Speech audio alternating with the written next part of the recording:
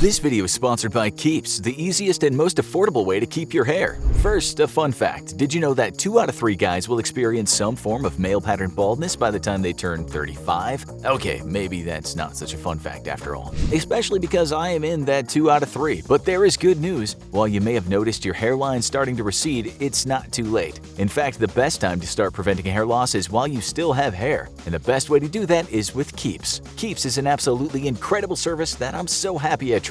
They make it so easy to get treated from home, connecting you with a licensed doctor who will recommend the right hair loss treatment plan for you, which is then shipped right to your door. No visits to a doctor's office required, and no doctor's office hours either, since you can message them 24/7 with any questions or concern. Prevention really is the key to prevent hair loss, and it can take 4 to 6 months to start seeing results, so what are you waiting for? It's time to act now. If you're ready to take action and prevent hair loss, go to keeps.com/infographics or click the link in the description to receive 50% off your first order. That's keeps.com/infographics. Michael Malone stood patiently in the courtroom elevator, waiting for the doors to open so he could exit. But when the bell chimed and the door slid aside, the man he helped indict stood before him. That man was Al Capone, one of the deadliest gangsters of all time. Capone stared at Malone with hatred in his eyes. He was face to face with the undercover agent who had taken him and his illegal organization down. Michael Malone was a federal agent with the Treasury Department's intelligence unit, also known as the T-Men. What made Malone different from the other agents was his ability to go undercover and infiltrate illegal organizations. He was so good at what he did that it wasn't until relatively recently that we uncovered the extent of his work. He was affectionately nicknamed Mysterious Mike by his colleagues, as he was always able to fool the bad guys into giving him the intelligence he needed. One of his greatest accomplishments was bringing down Al Capone. He helped the feds send the dangerous mobster to jail, and the story of how he did it is absolutely crazy. Michael Malone grew up in New Jersey and was constantly around other European immigrants. From the community, he learned how to speak Gaelic, Italian, Yiddish, and Greek. This skill would later allow him to infiltrate Capone's gang and eventually bring him to justice. Malone was considered Black Irish because of his dark hair and skin resembling the population of Southern Europe. And to Capone, he looked like someone from Italy. Malone's accent and disguise was so good that Capone later said, "The only thing that fooled me was your looks. You look like an Italian. You took your chances and I took mine. I lost." Except he used much more colorful language. Malone had started his career in World War I, where he fought and honed his combat skills. Upon returning home to the United States, he was picked up by the Treasury Department's intelligence unit, where he would spend the rest of his career. He worked on several undercover cases, but it was when he infiltrated a West Coast gang of rum runners selling contraband Canadian liquor from boats off the coast of San Francisco that his superiors really took notice. Malone had donned the persona of a gangster from Chicago who wanted to invest in the illegal enterprise. He learned the inner workings of the rum runners and then set up a nighttime sting operation. He brought agents posing as gang members with him out to a ship in a speedboat. Malone negotiated the deal, and when money exchanged hands, he launched a flare calling in nearby Coast Guard ships. They boarded the bootlegger's vessel and shut down the operation. It was soon after the success of this mission that J. Edgar Hoover discussed arresting Capone and his gang with Malone's boss. The plan was to get Al Capone on tax charges, so it only made sense that the Treasury Department's intelligence unit was involved. The mission to bring Capone down was so important that a group of wealthy businessmen in Chicago, called the Secret Six, donated a massive amount of money to the operation. Malone would use some of this money to buy expensive clothing to complete his disguise and infiltrate the mob boss's ranks. Malone knew the best and quickest way to get to Capone was to have the gangster take notice of him. He put on his disguise and entered the lobby of the Lexington Hotel where Capone and his men had set up shop. Malone was wearing a fancy suit, purple shirt, and a white hat to make sure he stood out. Every day he would sit in the lobby of the Lexington and read a newspaper. He made sure to speak in an Italian accent whenever someone important passed by. It took days, but eventually Capone and his men noticed him. But Malone knew his disguise alone wouldn't be enough to ensure that he would be allowed into the gang. Before the mission began, he did something incredibly ingenious. Malone went to Philadelphia to meet with another gangster named Max "Boo Boo" Hoff. Malone infiltrated Hoff's organization and learned about the inner workings of the gangster's underworld. Although Malone probably had enough intelligence to arrest Hoff, he knew the main target would be Capone, and he didn't want to blow his cover. While in Chicago and waiting patiently for a way into Capone's gang, Malone mailed letters back to his new friends in Philly. The gangsters there would write back using mob lingo. Once Capone noticed Malone, he sent his men to find out more information about the nicely dressed man in the lobby of his hotel. When Capone's men broke into Malone's room, they found the letters from the Philadelphia mob. This added legitimacy to Malone's undercover character. At this point, Capone had already learned the man in the lobby's name. Malone's alias was Mike Lapido, and when Capone's men had reported back to him about what they found in Lapido's room, Capone had him questioned by his associates. They asked Lapido what his business in town was. He replied in his Italian accent that he was on the run for burglary in Philadelphia. The gangsters bought the story hook, line, and sinker. They figured that this hotshot from Philly would make a good addition to the Chicago crew.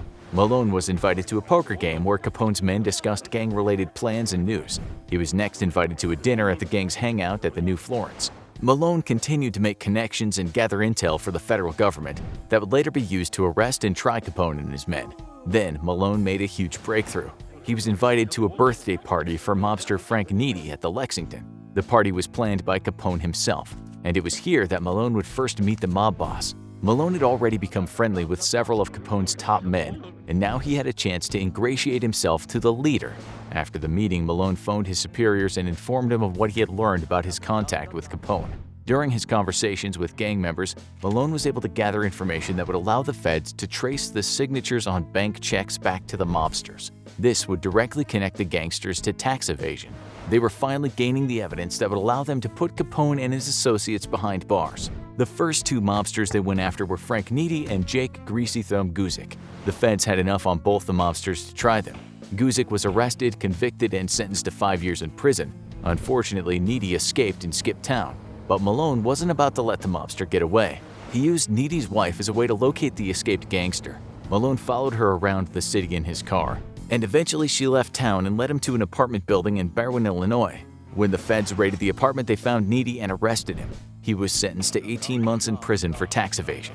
Malone was slowly dismantling Capone's organization, but the feds needed to catch the mob boss to end his reign of terror. Malone finally gathered enough information by remaining close to Capone and his men, and the mob boss was eventually indicted on tax charges. His bail was set at $50,000, which he easily made, and when he returned to Lexington, Malone was waiting for him so he could gather more intelligence. Everyone already knew Capone would make bail, but by letting him go and gathering more intel, they were able to pin more crimes on the mobster. Malone waited patiently and listened intently to Capone as he ranted about how he was going to get out of the charges. Capone's plan was to bribe and fix the jury in his favor. Malone reported this to his bosses, who along with a judge created a new list of jurors who had not been reached by the mob yet.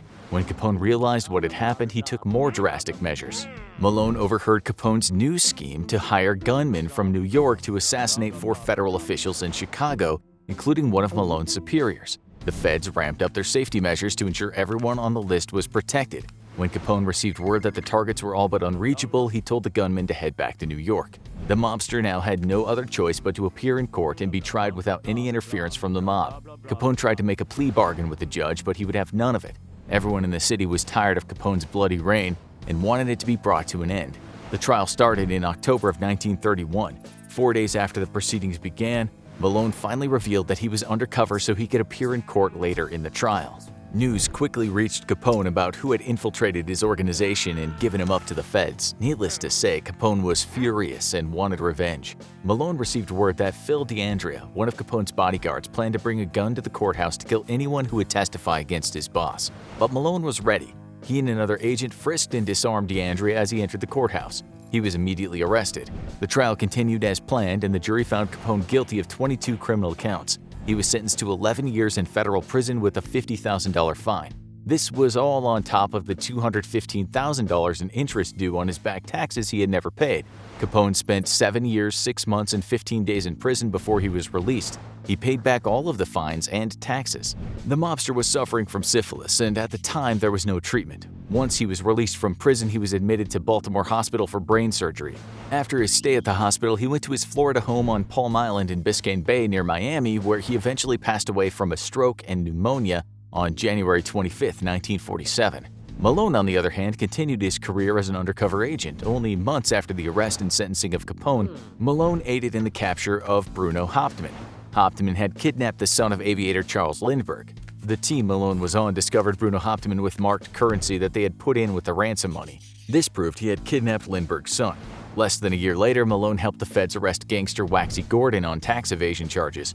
Malone tracked down Gordon to a cottage in the Catskill Mountains where he was arrested and then sentenced. Malone went on to bring down several more gangsters for tax charges over the next several years. His final undercover operation was in Miami Beach. Malone was given a large amount of cash and a Cadillac by the Treasury Intelligence Unit to disguise himself as a rich member of a syndicate there. He uncovered details of an illegal abortion ring that reached across the United States, which was eventually dismantled using his intelligence. Malone was extremely good at what he did.